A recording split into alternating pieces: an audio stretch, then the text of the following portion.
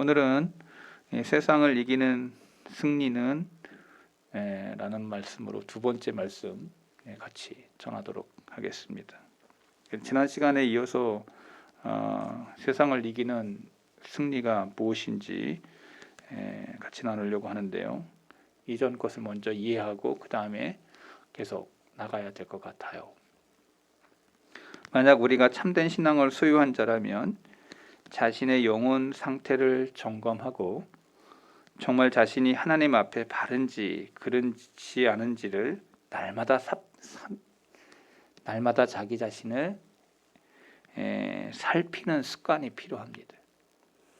자기 영혼의 상태를 살피는 이 습관이야말로 가장 귀한 것입니다.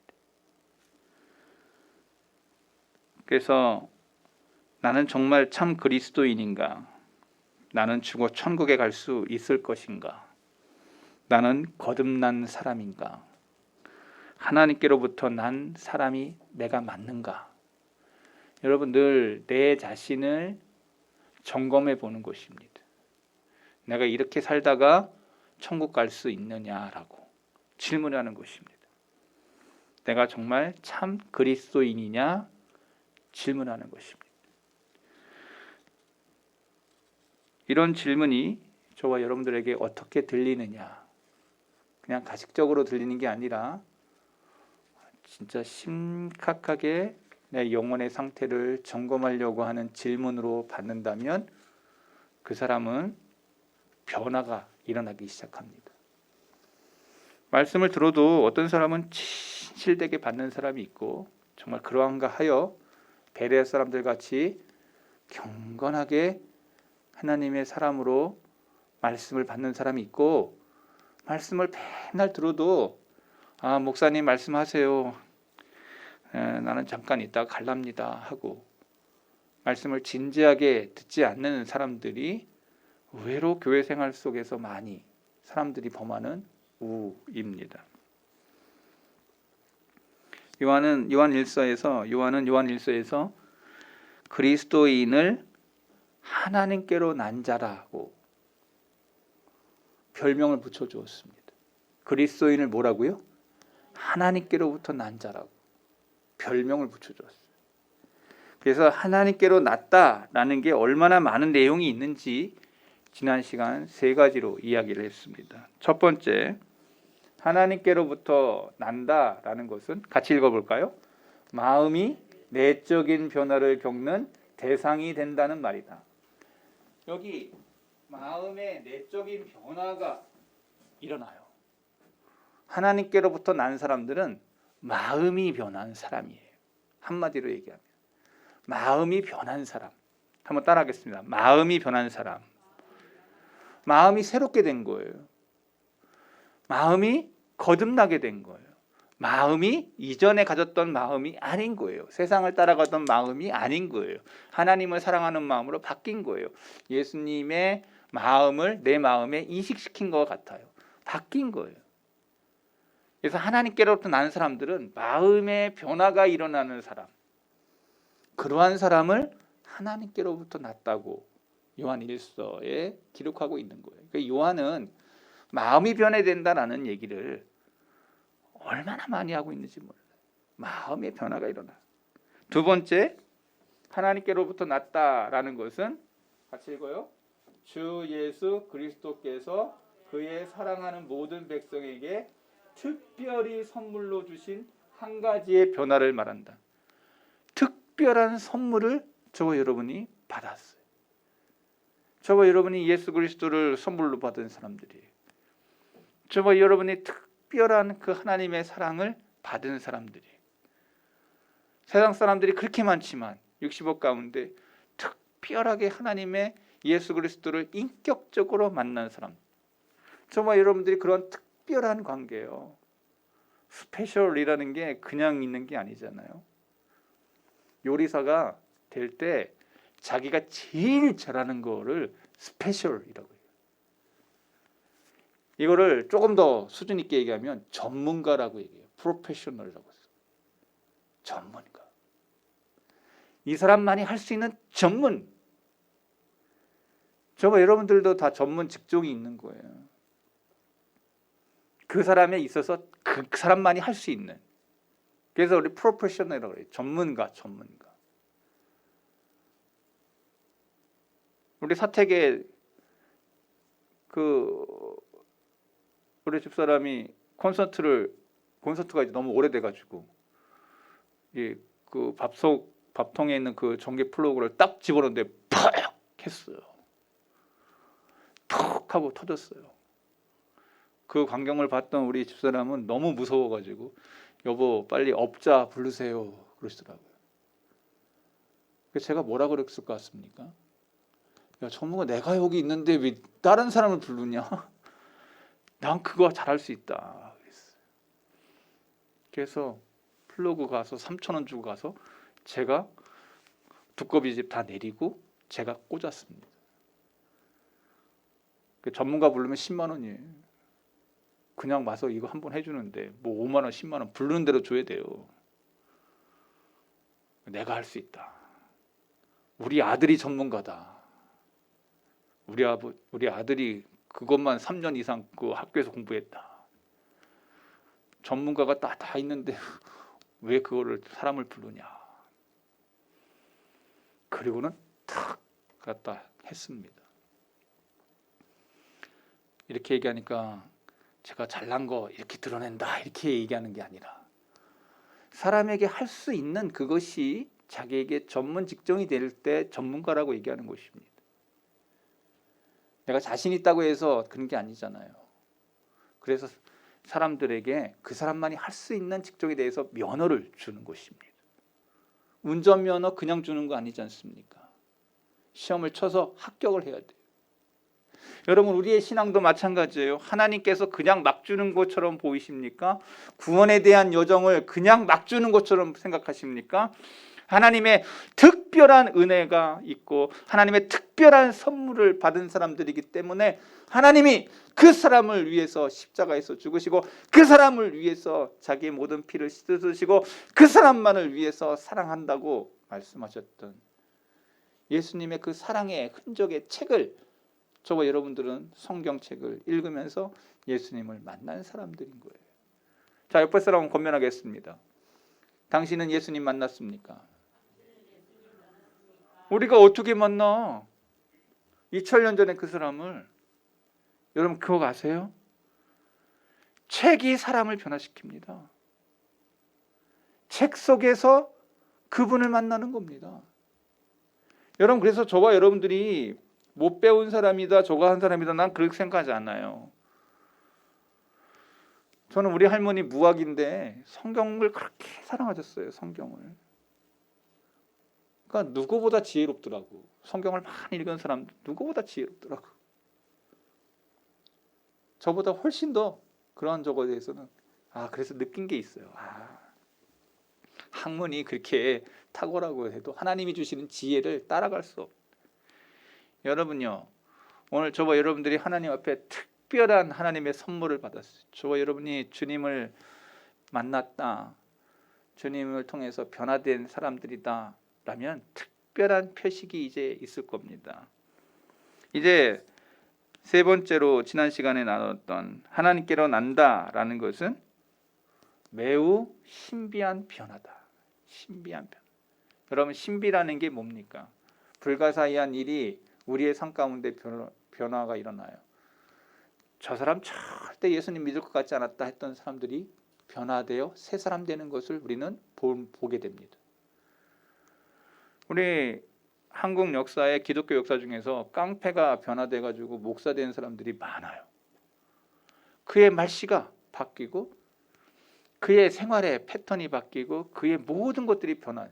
신비의 변화를 체험한 사람들이 많아요. 그래서 그 깡패에 대한 일화가 제가 한번 책을 읽었더니 그 목사님이 변화됐는데 사람들이 다 저 사람이 변화됐다고 하는 거예요. 크리스찬으로 변화됐다고 하니까 이해를 못해가지고 사람들이 자기네들 그 똥물을 퍼가지고 그 사람 그 변화된 그 깡패가 변화된 그 사람 그리스도인이라고 됐던 그 사람에 대해서 얼굴에다 부었어요. 그랬더니 이분이 주먹을 불끈 쥐더니 이전에 그 주먹으로 갈 줄 알고 나갔더니 한마디를 했는데 그 말이 뭐냐? 이전에 그 사람 이름을 부르면서 이전에 그 사람은 죽었다고. 그 사람이었으면 너네들 다 죽었을 건데 내가 변화된 새 사람이 되어 하나님이 너희를 죽이지 않겠다고 하면서 그리고 지나갔다는 거예요. 변화된 사람의 모습을 드러내게 된다. 사람을 누가 변화시킬 수 있습니까? 한번 따라하겠습니다. 사람을 누가 변화시키겠습니까? 사람 누가 변화시키겠어요? 사람이 사람을 변화시킬 수 있습니까?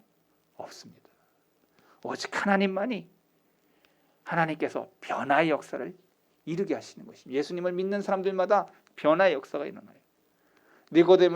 니고데모가 겁쟁이였습니다. 밤에 찾아와서 예수님에게 물었을 때 예수님이 죽고 난 다음에 예수님에 대해서 달라고 하지 않습니까?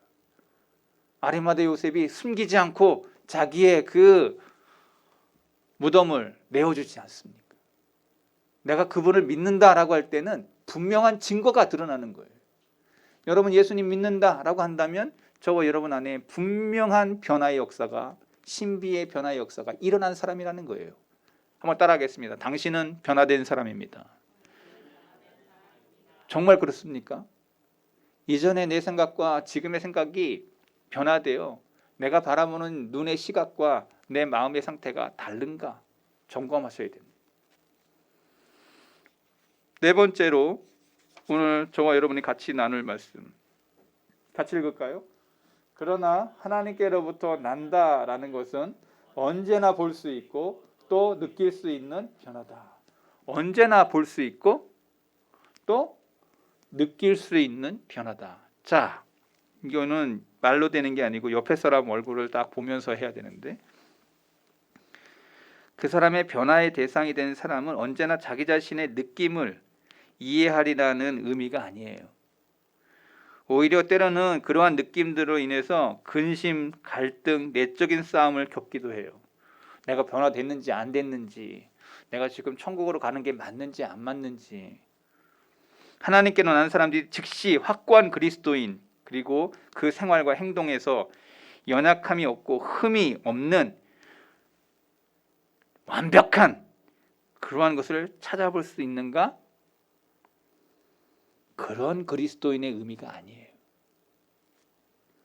다만 제가 말하고자 하는 것은 성령께서 예수님을 믿은 사람들, 예수님을 믿는 사람들에게 성령께서 한 인간의 영혼 안에 역사하실 때 반드시 그 성격이나 행동에 있어서 다른 사람들이 인지할 수 있는 몇 가지의 그 결과들이 그의 마음 속에, 그의 행동 속에, 그의 말 속에 드러난다는 거예요. 왜? 하나님이 참 은혜를 베푸는 사람들에게는 성경은 이렇게 얘기해요. 너희는 세상의 빛이요. 너희는 세상에 불과 같이 빛나는 사람들이라고. 다 볼 수 있게. 숨길 수 없다는 거예요. 그것은 결코 무익한 것이 아니고 잠자는 것도 아니라고. 그 안에 있는 게 다 사람들이 볼 수 있도록 자기의 행동과 말과 마음 속에 그것이 드러난다는 거예요. 예수 믿는 사람. 그래서 성경에 잠자는 은혜와 같은 것을 찾을 수가 없어요. 잠자는 은혜가 있어요? 아니에요. 은혜 받은 사람은 그게 다 보여요. 드러나. 사람을 향해서 불쌍히 여기고 사랑하게 되고. 어떤 분이 우리 그분 너무 그 신발이 저거 하다고 선물을 하나 해가지고 저한테 보내왔어요. 그분 꼭 갖다 드리라고. 그래서 해가지고 저한테 보내왔어요. 근데 오늘 그분 결석하셨네. 자기가 보니까 그분의 그 신발이 너무 옛날 신발인 것 같아서 그분 꼭 도와주라고 신발을 보내왔어요. 말로 하지 않아. 행동으로 실전해. 내 눈에 불쌍함이 있어. 그 사람을 도우려고 뭔가 실행해. 여러분, 말과 행동으로서의 것이 마음으로서 다가온 사람은 행동하게 돼 있어요. 내가 누구를 사랑하잖아? 사랑하면 말만 해요? 아, 사랑해. 말만 해요? 아니에요. 자꾸 주고 싶은 거예요. 자꾸 나누고 싶은 거예요. 자꾸 그 사람을 향해서 내가 말했던 것뿐만 아니라 행동으로 그 사람에게 행동한다는 거예요. 우리가 크리스찬들이라면 내가 예수님을 사랑하는 그 행위가 드러나요.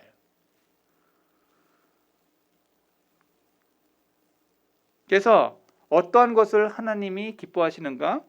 자, 요한일서 3장 9절 볼까요? 하나님께로 난 자마다 죄를 짓지 아니하나니 이는 하나님의 씨가 그의 속에 거하며 그도 범죄하지 못하는 것은 하나님께로 났습니다. 자, 죄를 짓지 않으려고 몸부림을 치는 거예요. 그 안에 씨가 있어. 하나님의 씨가 있어서 아, 이거 하면 안 돼라고 하는, 안 돼라고 하는 그 외침이 내 마음속에 일어나. 여러분, 씨가 생명이 있어서 자라게 되어 있어요. 우리를 믿음의 씨가 우리 이 척박한 우리의 마음의 밭에 뿌려졌는데 그게 생명이 있어서 자꾸 자라. 자꾸 자라. 하나님의 말씀의 씨가 그의 속에 거해. 지금도 하나님의 말씀이 뿌려지고 있죠. 목사의 설교를 통해서 여러분의 마음에, 강팍한 마음에 자꾸 뿌려지고 있죠. 그 씨가 자꾸 뿌려지는데 그 말씀이 자라. 자라. 그래서 자꾸 내 삶 속에서 죄 짓지 않으려고 몸부림치는 내 모습을 발견하게 돼요. 그래서 청교도 시대에 그런 말이 있어요. 죄 죽이기. 죄가 내 마음속에 있고 내 영혼 속에 자리 잡고 있어서 자꾸 말씀을 가리우려고 할 때 죄를 죽이기. 여러분의 영혼에 날마다 죄 죽이기에 그러한 열심이 있어야 돼요. 열심. 이게 바로 하나님의 열심인 거예요. 죄 죽이기의 열심. 이러한 모습이 드러난다는 거예요. 내 영혼에 그러한 것을 자꾸 하나님 기뻐하시는 것으로 개간하는. 다섯 번째, 하나님께로 난다라는 것은 우리의 구원에 있어서 절대적으로 필요한 것이라는 거예요. 우리의 구원에 있어서 절대적으로 필요해. 이것이 없다면 하나님께 올바르게 알 수도 없고 하나님을 알 수도 없고 이 땅에서 하나님이 기쁘시게 받으실 수 있도록 하나님을 섬기지도 못하고 내세에서 그와 함께 편안하게 거할 수도 없어요. 그러니까 구원에 있어서 절대적으로 필요한 거예요. 하나님께로 났다라는 것은 구원에 있어서 가장 필요 불가결한 일이라는 거예요. 그러니까 저와 여러분 구원받았냐라는 것은 하나님께로부터 났다라는 얘기를 똑같이 하는 말인 거예요. 아담의 자녀가 구원받으려면 반드시 필요한 것 두 가지가 있습니다. 한번 따라해 보겠습니다. 그리스도의 피를 통하여 그의 죄를 용서받는 것. 여러분, 예수 그리스도를 통해서 예수 그리스도의 피로 저와 여러분이 죄 용서받는 것. 또 하나 따라하겠습니다. 그리스도의 성령으로 그의 마음이 새롭게 되는 것. 이 두 가지 없이는 여러분들 절대 구원에 대한 이야기 다 틀린 거예요. 오직 구원은 이렇게 받는 것이에요. 그리스도를 통해서 죄 용서함 받고 그리스도의 성령으로 그의 마음이 새롭게 된 사람. 이 사람만이 구원에 이른 자라고 성경 말하고 있어요. 예수 그리스도를 통해서 십자가의 대속의 그 은혜를 내가 용서를 체험한 사람, 그리고 예수 그리스도의 성령으로 내 마음이 새롭게 된 사람, 이 사람만이 구원받은 자라고 성경 말하고 있어요. 여러분 성경을 잘 읽으실 거라고 난 믿어요. 신약을 열심히 읽는 사람이라고 난 믿어요. 그럼 두 가지가 분명히 드러날 거예요. 내가 예수님을 통해서 죄 용서함 받았다. 그리고 예수 그리스도의 영을 통해서 내 마음이 새롭게 되었다. 그게 사도 바울이에요.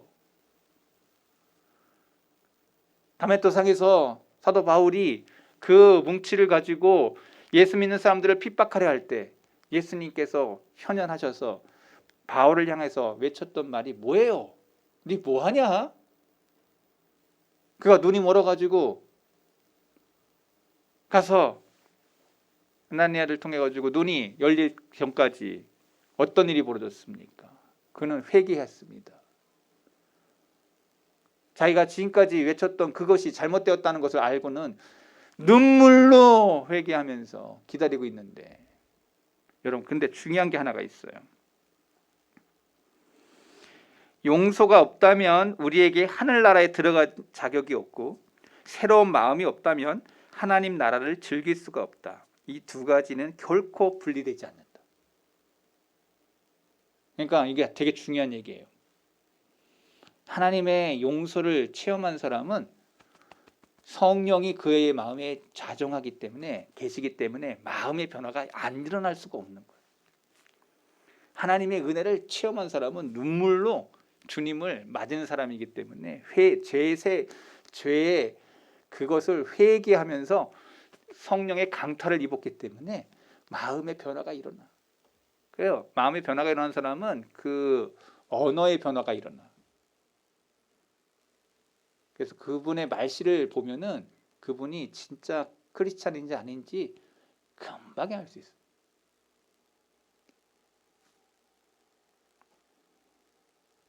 그래서 신약에 우리가 결코 잊어서는 안 되는 두 가지 금원이 있는데요. 제가 여러분들에게 좀 그거를 같이 나누고 싶어요. 첫째는 요한복음 3장 36절. 자, 같이 읽어볼게요. 시작.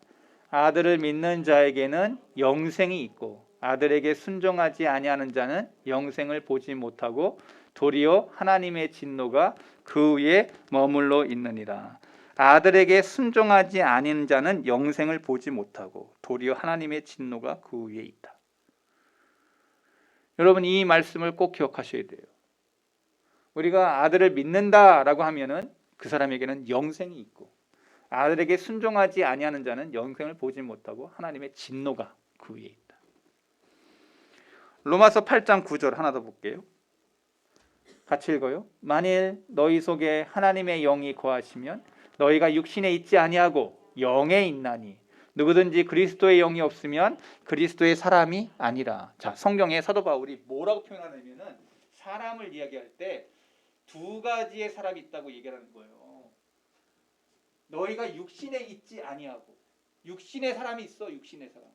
이 사람은 늘 육신의 것만 걱정해. 근데 예수 믿는 사람은 그의 영의 사람이기 때문에 영에 있나니 하고 누구든지 그리스도의 영이 없으면 그리스도의 사람이 아니라. 우리는 영의 사람이라고 말하고 있어요. 육의 사람에만 있는 사람이 아니라 세상의 걱정과 세상의 어떤 풍토를 따라 살아가는 그런 사람이 아니라 그 육신의 지배하는 영의 사람이라고 말하고 있어요. 영의 사람. 자, 저거 여러분 영의 사람 맞아요? 근데 제가 볼 때는 다 육신의 사람만 있는 것 같아요. 영의 사람이라면 장성하거든요. 자꾸 크거든요. 저도 마찬가지로. 그래서 성경이 이렇게 얘기하고 있다는 거. 그러니까 우리는 늘 영의 사람이라는 걸 잊으면 안 돼요. 육의 사람만 잘 먹고 잘 살고 이 땅에서 즐거움을 활락을 쫓아가는 이런 거가 아니라 영의 사람이라고 말하고 있어요. 영의 사람. 사도 바울이 그래서 그러한 영의 사람을 향하여 장성한 자라고 얘기하고 있어요. 성경을 보세요. 요한복음 3장 3절. 예수께서 대답하여 이르시되 진실로 진실로 내게 이르노니 사람이 거듭나지 아니하면 하나님 나라 볼 수 없느니라. 거듭남에 대한 이야기를 예수님이 수차례 얘기해요. 그래서 자꾸 거듭났냐고 물어보는 거예요. 근데 거듭나지 않은 사람이 오늘 저의 설교를 들으면 절대 이해가 안 되고 어려운 말씀으로 들려요. 오늘 저와 여러분들 지금 저의 설교를 들으면서 어떤 사람은 되게 어렵게 들릴 거예요. 이 말씀이 이해도 안 돼. 무슨 말 하는지 모르겠어. 지금 목사님 얘기 설교가 도저히 내 귀에 안 들려오는 사람도 있을 거예요. 우리는 말씀을 통해서 우리 자신을 점검하고 있는 거예요. 스스로의 마음을 살피고 시험하는 거예요. 자신의 속사람에게 성령께서 실제로 역사하고 계신지를 찾아보고 있는 거예요. 말씀을 지금 피워서. 여러분 지금 말씀을 찾아보고 피고 있는 거예요. 제가 지금 자꾸 보여주고 있잖아요. 자꾸 내 자신을 점검하라고 지금 얘기하고 있잖아요. 내가 진짜 그런가라고 고민해야 된다고. 왜? 성경 말씀을 통해서 우리는 위선이 드러납니다. 성경 말씀을 통해서 자기 기만이 드러납니다. 내가 잘못 믿고 있다고 하는 광신이 드러납니다. 성경이 우리를 성경에 위에 내 마음을 내 영을 위에 올려놓으면 내가 어떤 사람인지 쫙 하고 시금석처럼 다 드러나요. 다 드러난다. 내가 얼마나 위선적인 사람인지, 내가 얼마나 외식적인 사람인지, 내가 얼마나 거짓되고 더럽고 추악한 사람인지, 음란한 사람인지, 더럽고 추한 사람인지를 성경 말씀 위에 다 올려놓으면 다 드러난다. 다 드러난다. 다만 우리가 내적이고 영적인 은혜에 대해 조금이라도 알고 있지 못하다면 지금 제가 얘기하고 있는 거 이해가 안 될 거예요. 오늘날 왜 이렇게 이단이 판치는 시대가 됐는지 아십니까? 훌륭한 성도가 사라졌기 때문에 그래요. 훌륭한 성도가 살아있는 시대라면 이렇게 이단이 파칠 수가 없는 거예요.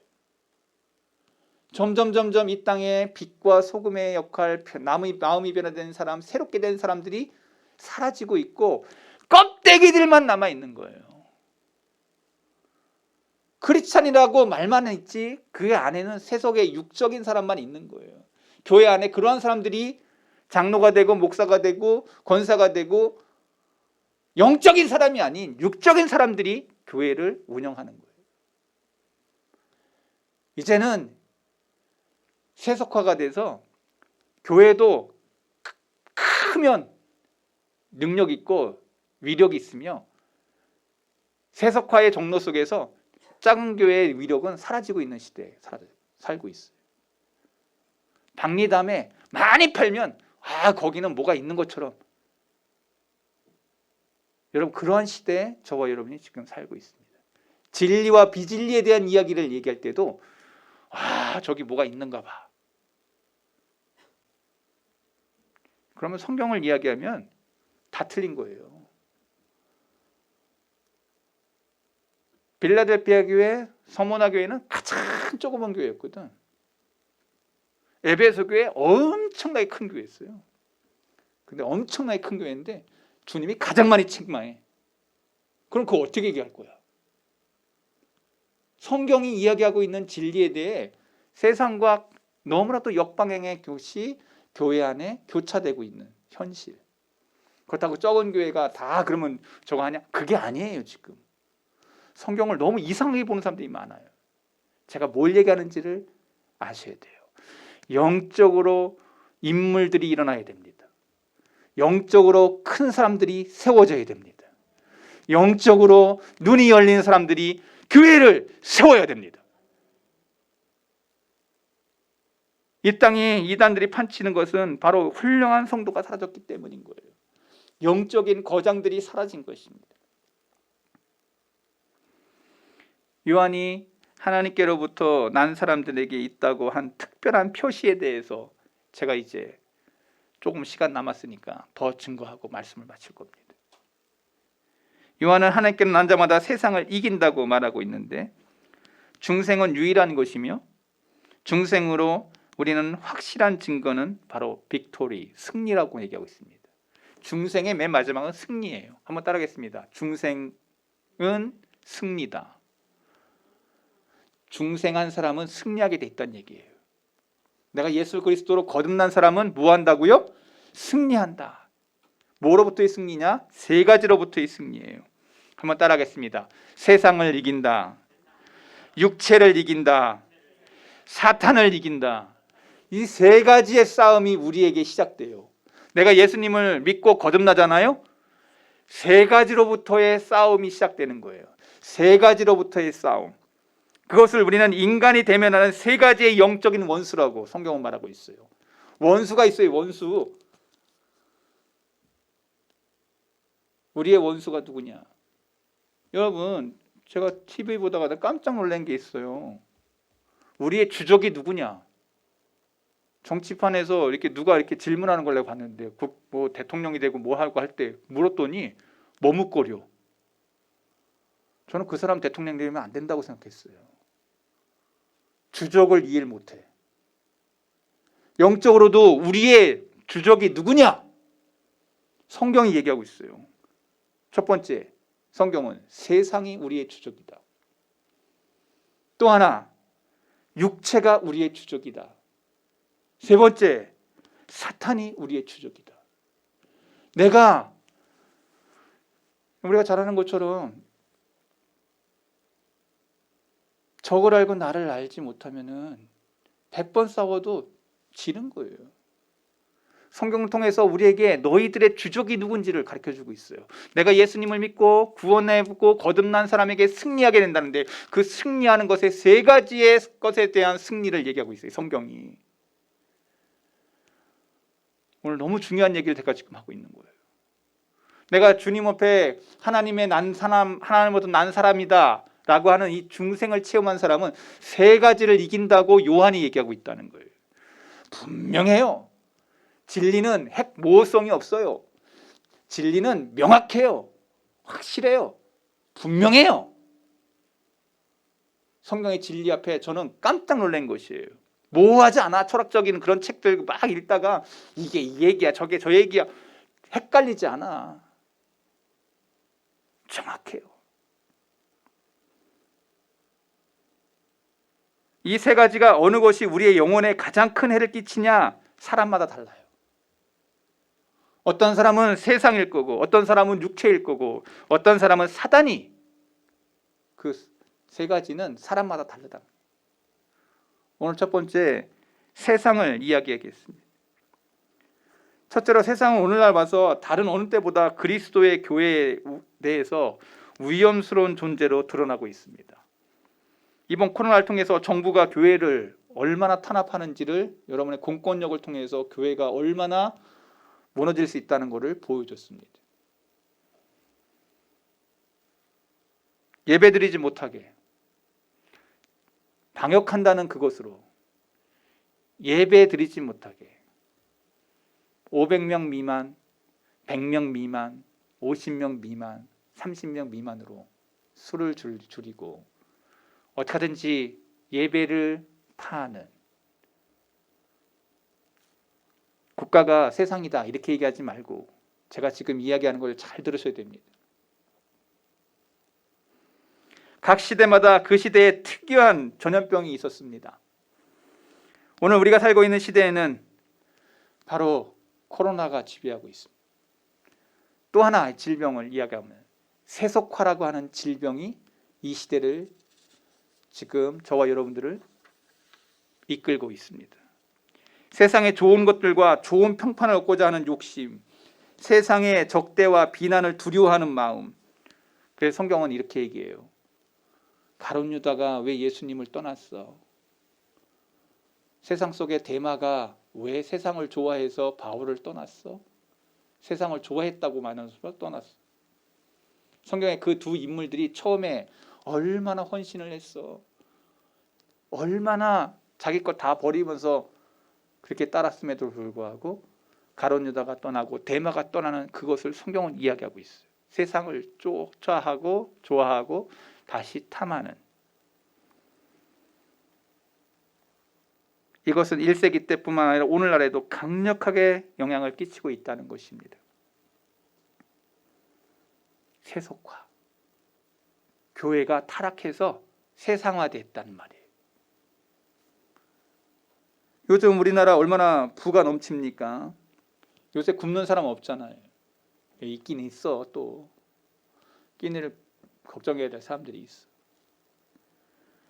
온갖 종류의 오락과 여흥이 얼마나 열렬하게 추구되는 경향이, 우리나라 사람들 얼마나 대단합니까?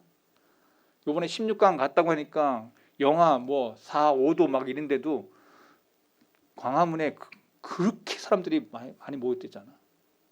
인파가 그 월드컵에 그 16강에 우리 한국 선수들 뛴다고 빨간 옷 다 입고 머리띠 다 하고, 저는 좀 마음에 안 들지만 그냥 막 서로 소리치면서 대단하지 않습니까?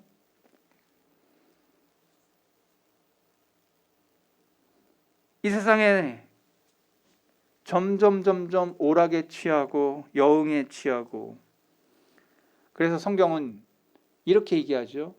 마치 사사시대처럼 각 사람이 자신의 옳다고 생각하는 대로 행하는 시대로 세속화가 점점 진행되어서 이것이 교회 안에 들어와 가지고 우리의 눈을 바꿔버립니다. 영적인 것은 내려놓고, 야, 우리가 더 커지면 돼, 더 저거 하면 돼, 우리를 자꾸 세속화로 우리를 몰고 가고 있습니다. 자, 성경을 읽어보겠습니다. 정말 성경이 그걸 말하냐? 세 가지만 얘기하고 말씀하죠. 성경 말씀 세 가지 구절만 읽어보겠습니다. 어떻게 성경이 말하고 있는지, 세상을 향하여 어떻게 말하고 있는지를 보세요. 요한일서 2장 15절 같이 읽어보겠습니다. 이 세상이나 세상에 있는 것들을 사랑하지 말라. 누구든지 세상을 사랑하면 아버지의 사랑이 그 안에 있지 아니하니라. 자, 성경이 뭐라고 얘기했냐면 세상에 있는 거 뭐하라고요? 사랑하지 말래.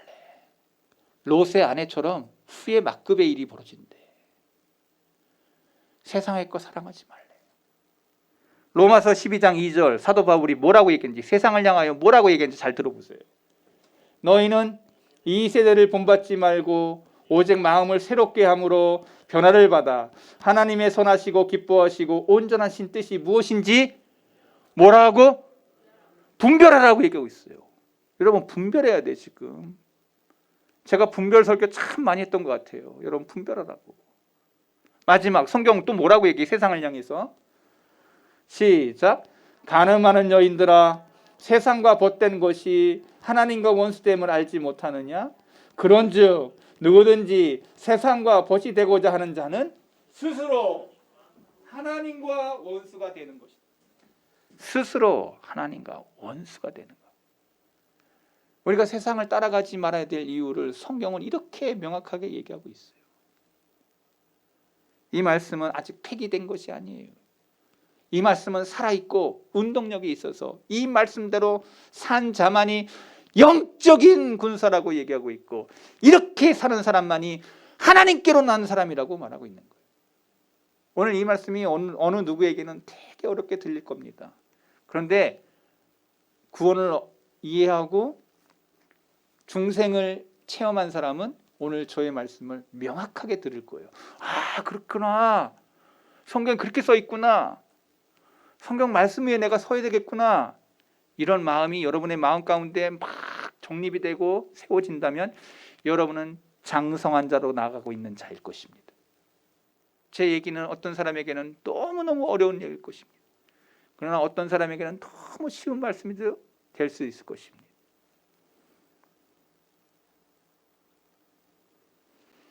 참 그리스도인은 이 말씀에 순종하기를 힘쓰고 순종을 통해서 신앙 속에서 믿음의 길을 걸어가는 것입니다.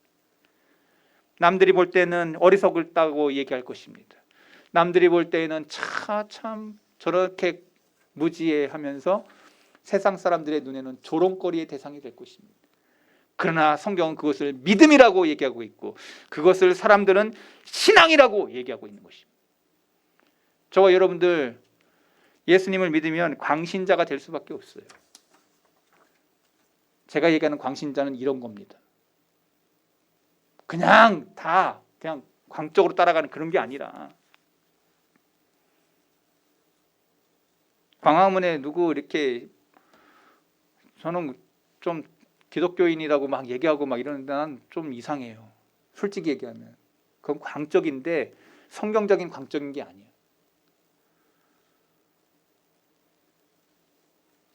저는 우나 자나 다 비판합니다. 왜? 성경이 그걸 말하고 있지 않기 때문에. 저는 성경대로 말씀을 전하는 것입니다. 오늘 말씀을 기억하시기 바랍니다. 성경의 세 가지의 세상에 대한 것을 어떻게 말하고 있는지를 깊이 인지하시고 말씀 위에 우뚝 선 믿음의 사람들이기를 바랍니다. 기도하겠습니다. 거룩하신 하나님 아버지,